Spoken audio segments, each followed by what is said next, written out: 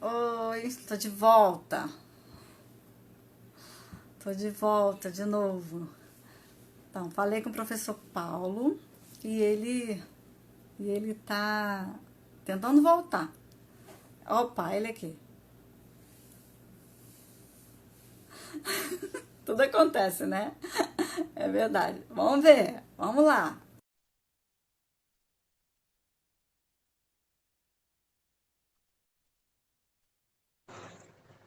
E eu fiquei falando, pensando que estava no ar e... Não estava no ar. E né? eu fiquei aqui esperando voltar. Eu não sei se é o local que você tá, que de repente o sinal não tá bom. Será? Porque, na verdade, aqui eu tenho observado, até agora há pouco, que a internet está um pouco carregada, né? Aqui que eu Tá, digo no não, Brasil, eu tudo acho, né? é. Porque, Mas então, vamos lá. Ó, a Michelle entrou. Lembra da Michelle? Sua aluna, aham, aluna nota 10. Michelle lembro. entrou, vacinou para você aí, ó. Ah, nem vi. Michele. Então, você está vendo a imagem está boa? A imagem está parada, Paulo. A imagem está parada e tem um negócio rodando assim, tá? Mas que é tipo chacrinha, roda e avisa, tá Ah, assim, né, sim. na tela. É, essa imagem aqui para mim está boa. Tá, não, Bom, mas eu tô te ouvindo. Então, ah, se você é, então vamos em mas frente. Oi, Michele, tudo bem? então, Não, vamos em frente, então. você estava Hum. falando das medidas, né? E aí você estava falando é, da 936. Ah, sim. Mas eu cheguei a falar da suspensão do contrato? Não, não, você sumiu antes. Ah, tá. Então, o que acontece? A, esse complexo de medidas que foram adotadas pelo governo é muito importante para fazer frente a essa situação de crise, né? Aham. E aí eu comecei falando do BEPER. Chegaram a ouvir sobre isso? Não, não, mas pode Não. falar de novo que a gente está querendo entender. Vamos lá. Ah, então tá. O BEPER é o Benefício Emergencial de Preservação do Emprego e da Renda, né? Certo. Ele é muito importante, é um instituto novo, dentro daquela classificação que nós estávamos fazendo, de normas Aham. que flexibilizam, retomando então, né? Normas que flexibilizam o sistema e normas que inovam o sistema, a segunda hipótese seria o BEPER, que é um sistema novo, né? É um Certo. instituto novo, né? Benefício Emergencial de Preservação do Emprego e Renda. Ele tem a natureza jurídica de um benefício assistencial do governo. Aham. Ele não tem natureza jurídica salarial, nem é É. seguro-desemprego. Né? É um programa diferenciado, novo, criado pelo governo para fazer frente a essa situação de pandemia que nós vivemos. Né?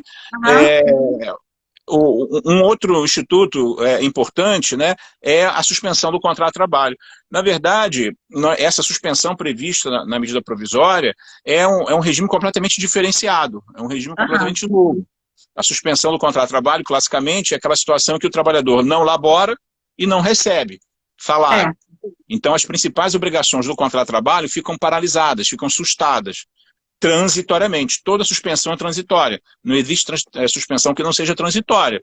Daí a É. crítica que eu faço ao texto da MP, que fala em suspensão transitória. Obviamente, toda suspensão é transitória. Se não fosse transitória, era a terminação do contrato.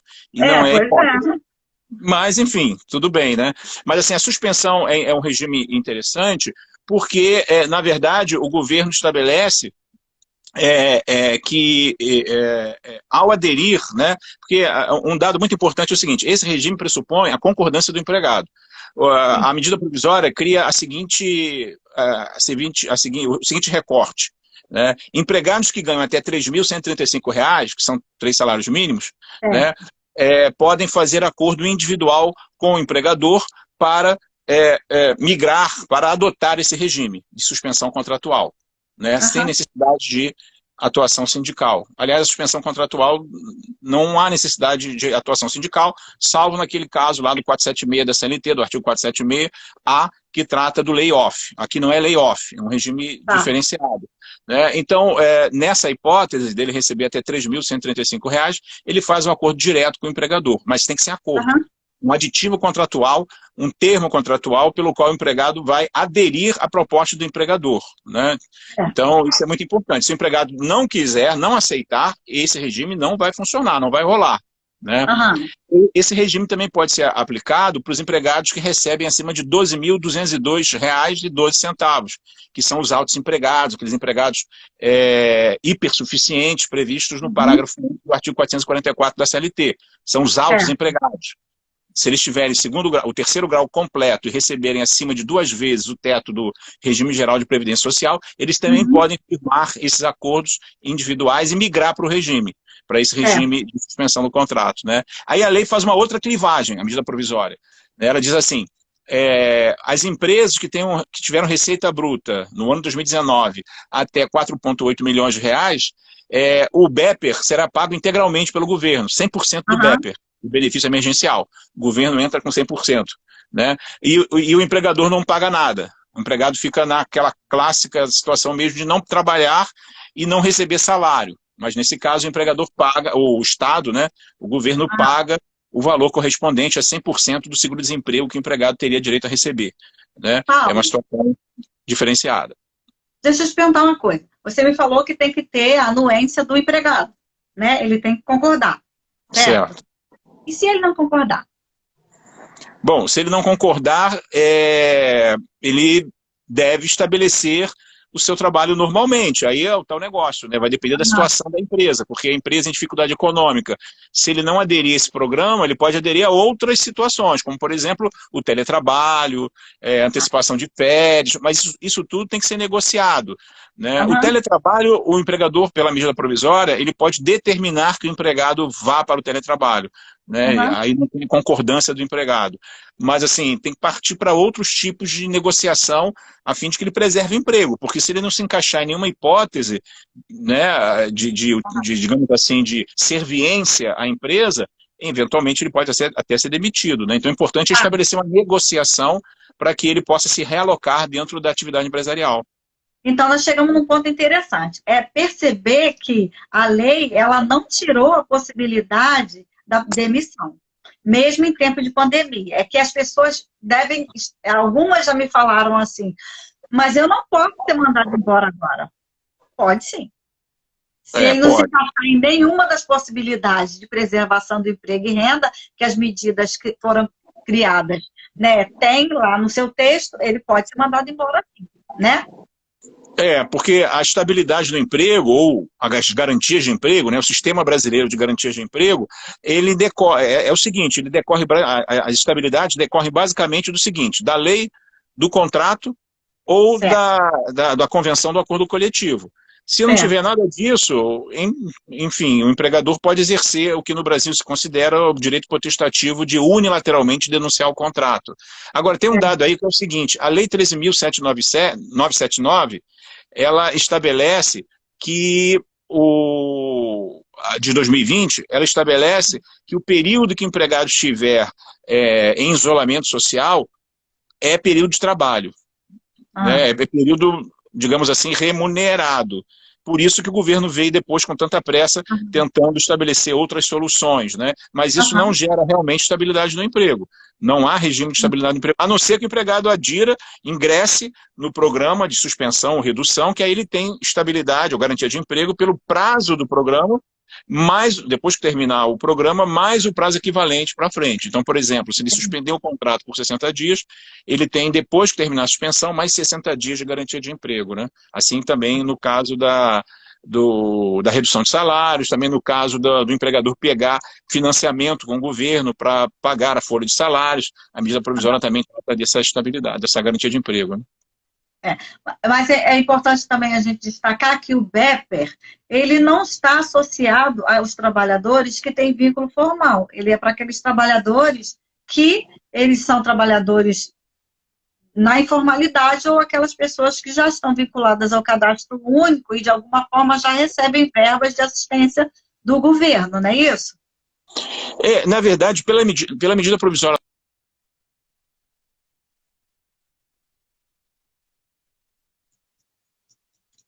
Eita, o som não está saindo, não sei se ele está me ouvindo. meu Deus.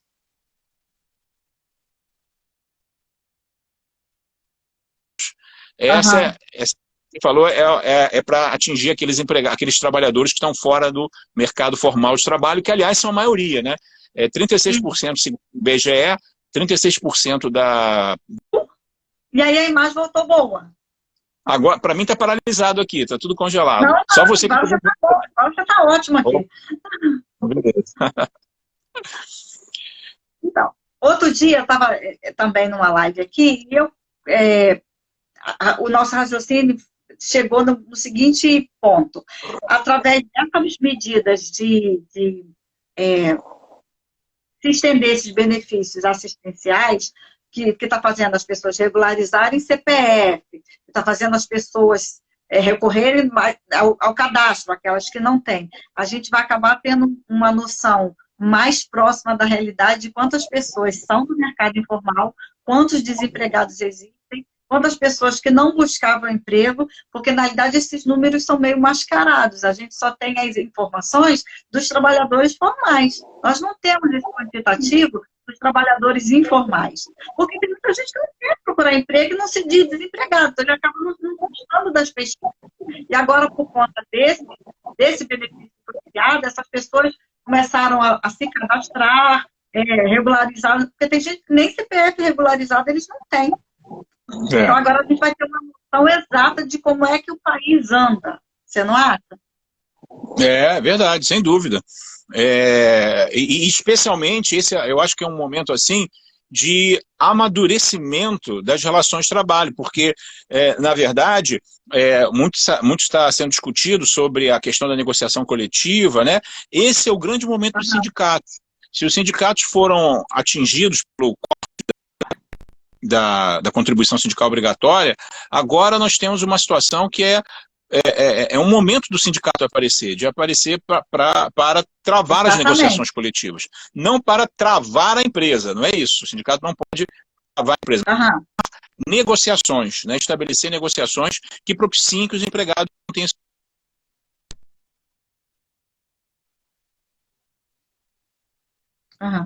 Tá me ouvindo, França? A gente teve uma ação, uma interferência, né, do ministro Lewandowski numa dessas medidas, né? Você tem como falar um pouquinho para a gente sobre isso? Não, sem dúvida. O que acontece? A medida provisória, ela parte, né, ela tem que ser interpretada dentro do estado de crise, né? Então ela criou soluções heterodoxas para essa situação heterodoxa. Agora, há uma corrente que sustenta, uma corrente muito forte, especialmente capitaneada pelos órgãos de controle do trabalho, Ministério Público do Trabalho, Associação de Juízes, de Fiscais de Trabalho, as próprias entidades sindicais, né, que defendem que a medida provisória é inconstitucional, né? Essa é uma posição que é importante, né, que a ser destacada, mas assim, e acabou caindo nas mãos de um relator, né, que é favorável a esse entendimento, de certo modo, a esse entendimento.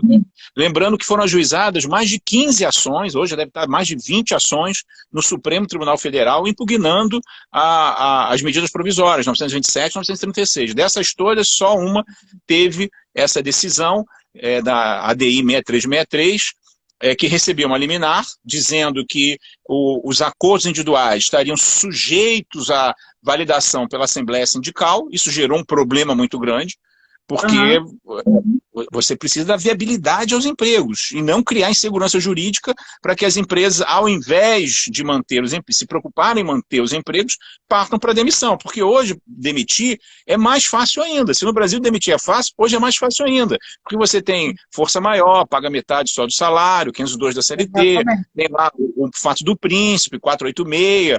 Quer dizer, você deve atuar no sentido de represar, proteger os trabalhadores e a dignidade humana dos trabalhadores. E uma das formas é a manutenção do emprego. Não podemos esquecer que essa crise vulnera a todos.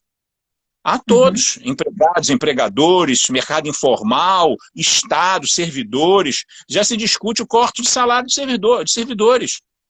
Né? A economia como um todo, não tem mocinho bandido, não tem, nós temos que superar até essa visão de luta de classes e tal.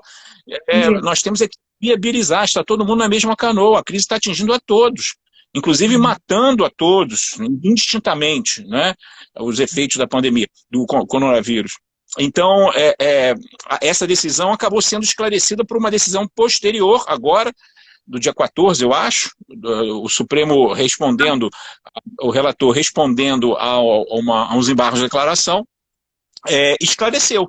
Embora, curioso, né, observar que ele tenha rejeitado os embargos, na verdade, ele esclareceu. O propósito dos embargos foi atendido. Ele esclareceu o quê? Ele esclareceu uma coisa muito importante, que até o advogado-geral da União fez questão de tuitar, né, para dizer. E ele parece que conversou com o ministro e tal. Essa construção foi feita com o auxílio da AGU, dessa segunda liminar, né, da segunda parte da liminar, que integra a primeira, que ele diz o seguinte: olha, os acordos individuais têm plena validade, a medida provisória está em vigor totalmente, não foi impugnada, apenas foi dada uma interpretação conforme a Constituição, sendo certo que essa interpretação não vulnerou o artigo 11 ou qualquer outro artigo da medida provisória. Então, os acordos celebrados são plenamente válidos, segundo a decisão, são plenamente válidos, né, produzem efeitos imediatos, sem prejuízo de eventual posterior negociação coletiva estabelecer de forma diferente. Né? Mas os acordos... A gente está falando do ato jurídico perfeito até então, né? Exato. É um jurídico perfeito, né? Não... E aí o que foi acordado, né, individualmente, passa a prevalecer até que eventual norma coletiva assinada por ambas as partes, negociação coletiva são ambas as partes negociando, venha a concordar ou produzir uma outra alternativa a essa situação. Um detalhe importante é o seguinte: até hoje de manhã foram apresentados, né, 2.473.000 acordos de suspensão ou de redução de salários e jornada, né? Então, quase 3 milhões, quase 2,5 milhões. Né? Isso diante do fogo cerrado, né, desse estado de certa insegurança jurídica que acabou gerando a primeira liminar. Então, na segunda, de certo modo, ele consertou a primeira. Né? Então, deixou bem claro que a medida provisória é rígida, que a rígida dela deve ser respeitada, ela tem plena validade no nosso sistema jurídico. Bom, eu acho assim, é muita coisa principalmente para a gente que estuda isso o tempo inteiro, todo dia, já é difícil de absorver. E acho assim, para as pessoas, né, do dia a dia, que as pessoas elas não estão muito a par, muito menos da forma como é colocado, né? Tipo assim, uma medida provisória é uma coisa que começa a valer imediatamente. Na cabeça das pessoas é estranho isso, né? Mas a gente está acostumado com isso. Quando você fala que agora é a hora do sindicato, né? Porque a gente sabe que o sindicato, ele deu uma esvaziada na sua ação, porque os trabalhadores se sentiram um pouco aliviados de não fazerem aquela contribuição sindical. Mas, por outro lado, a lei não tirou a obrigatoriedade do sindicato nas negociações coletivas, de ambos os lados. A lei obriga, a negociação coletiva ela não pode ser feita por pessoas avulsas, só que se juntam. Existe a necessidade da presença do sindicato. Então, de fato, agora é hora do sindicato, das federações e confederações, deles se fortalecerem, deles mostrarem também que essa instituição ela é necessária, porque ela existe ali de forma a preservar direito de ambos os lados, né? Então, eu acho assim, um momento positivo para o sindicato, um momento positivo para o direito coletivo do trabalho. Quando a gente mostra assim, o direito coletivo, é difícil para as pessoas entenderem como é que isso se desenha dentro da organização da Justiça do Trabalho. Até quando a gente fala dentro de sala de aula, que as ações de direito coletivo, elas são originárias do tribunal, porque eles não entendem que é uma ação só, mas que representa toda uma coletividade. Então é complicado, às vezes, explicar isso Mas realmente eu concordo com você, é hora de fortalecimento do sindicato. Mas também é hora do fortalecimento do sindicato consciente, que também entenda os momentos de mudança que nós temos passados, e não um sindicato birrento, briguento, que quer simplesmente bater de frente e não entende que o direito do trabalho veio passando por mudanças, e mudanças necessárias, porque o mundo não é o mesmo. E especialmente diante dessa crise, né? Dessa crise aguda, profunda, né? Então, até no outro dia escutei falar de um sindicato, o sindicato, se a empresa não aceitar a negociação, vai fazer greve. Imagina só, o sindicato fazendo greve nessa situação. Nossa mãe, pois é, uma coisa surreal. E eu acho o seguinte, os sindicatos também, eles nunca tiveram tanta força jurídica como agora tem. Com a reforma trabalhista, eles passaram a ter uma super força jurídica. Então, esse é o momento do sindicato aparecer em defesa dos interesses dos seus trabalhadores. E aqui eu queria fazer só um destaque, que é o seguinte, muito tem se falado sobre essa questão da negociação, redução de salários e jornada pela medida provisória. Lembrando o seguinte, isso tudo pode ser feito também fora da medida provisória.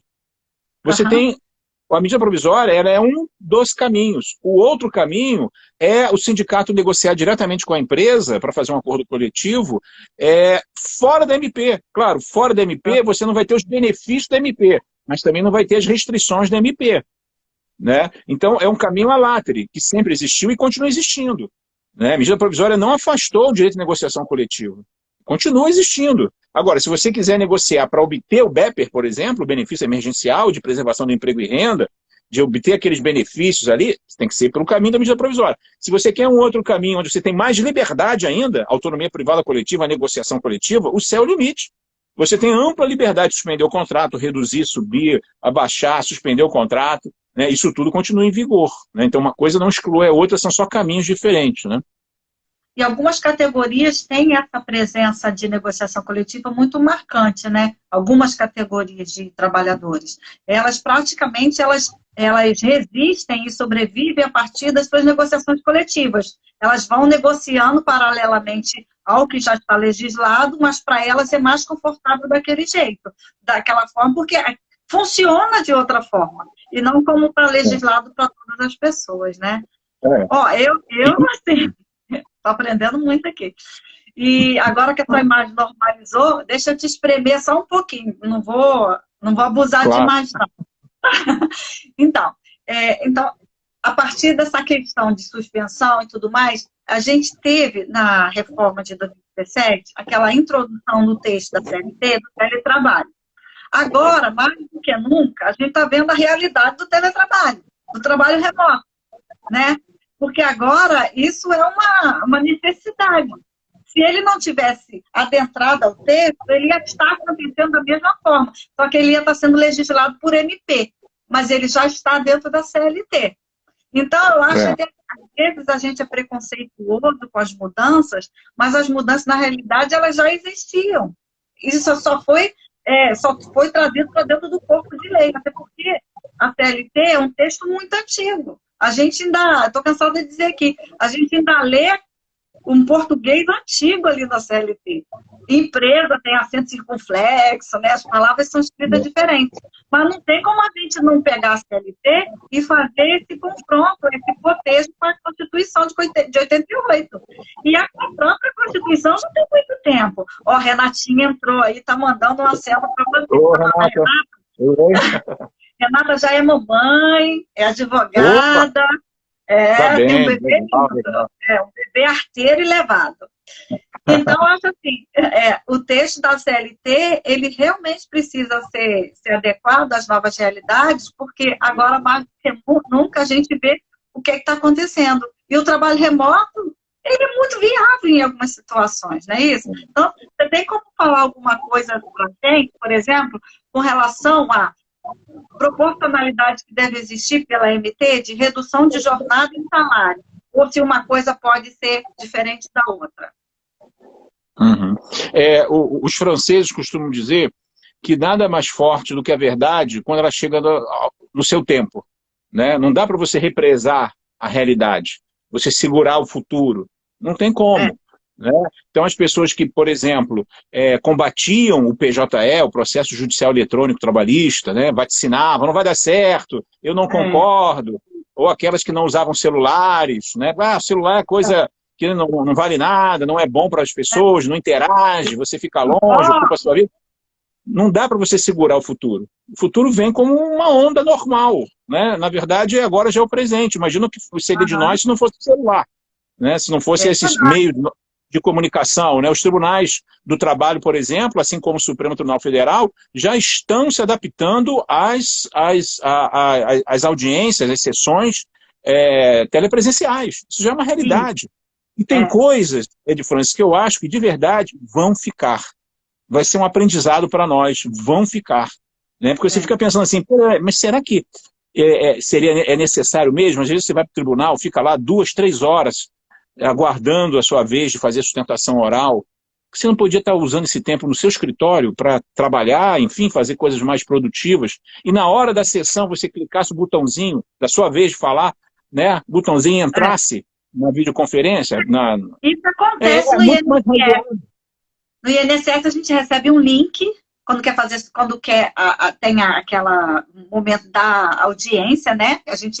A gente habilita a pauta, a gente recebe um link, a gente clica no link, todos os conselheiros aparecem na tela, pode ser, e cada um de um lugar, e um está em Brasília, o outro está no Rio, está onde for, nós entramos também, eles deliberam, é lido o voto, eles votam e a gente recebe ali a definição.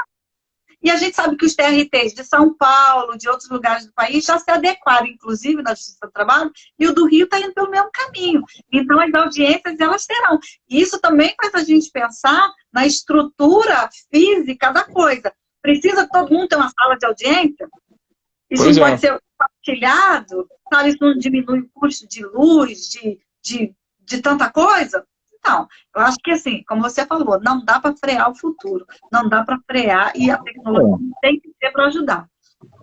Nós temos que ser passageiros do futuro, não presidiários, né, do passado, né? Como disse o ministro Barroso na DPF 324, né? Então, eu até tenho, sinceramente, muitas dúvidas. Eu acho que esse momento é um momento de muita reflexão que a gente está tendo oportunidade de vivenciar. Por exemplo, o artigo 503 da CLT, que a doutrina trabalhista quase que uníssona diz que não foi recepcionado pela Constituição. Será realmente que não foi recepcionado? O 503?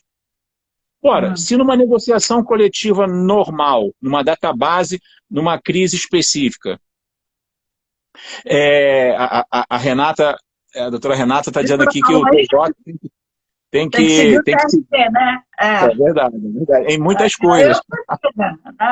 Tem coisa ali que é uma saga, né? Porque o justiça trabalha uma justiça mais rápida, mais jovem, digamos assim, né? Então ela não tem aqueles resquícios de uma justiça que vem desde a época da fundação do Brasil, etc. e tal, mais dificultosa, né? A justiça trabalha mais ágil, né? O bem jurídico ali discutido é um bem jurídico que não pode demorar muito, né? Porque senão, como dizia o Betinho, quem tem fome tem pressa. Então, esse trabalho já foi estruturado no sentido de ter uma certa agilidade maior, né? Mas essa questão da tecnologia é fundamental. E a medida provisória, ela acaba trazendo uma discussão muito importante, a possibilidade de uma discussão muito importante, que é justamente essa da constitucionalidade ou não. Por exemplo, o 617, muita gente dizia, o artigo 617 da CLT é inconstitucional, não foi recepcionado, porque permite a negociação individual. Né? E o Supremo, a liminar da ADI 6363, justamente se louvou no 617, para dizer que ele é constitucional. Eu tenho certeza que é. Né? Porque o sistema de direito tem que ser uníssono, tem que fechar. Né? Não pode ser uma coisa absurda. Então, se o sindicato não quer negociar, se você tem dificuldades em estabelecer negociação com o sindicato, você tem que ter tem que viabilizar a vida dos trabalhadores e da empresa. Né? O direito de trabalho não pode desempregar. Na verdade, o direito de trabalho tem que gerar dignidade e segurança para todos, né? Professor, olha, nosso tempo está encerrando aqui, e eu que só tenho que te agradecer pela sua generosidade de estar aqui com a gente, né? Você foi visto por umas 6 alunas que estavam lá, eu vou assistir, eu vou assistir. Eu falei, bem, assistir sim.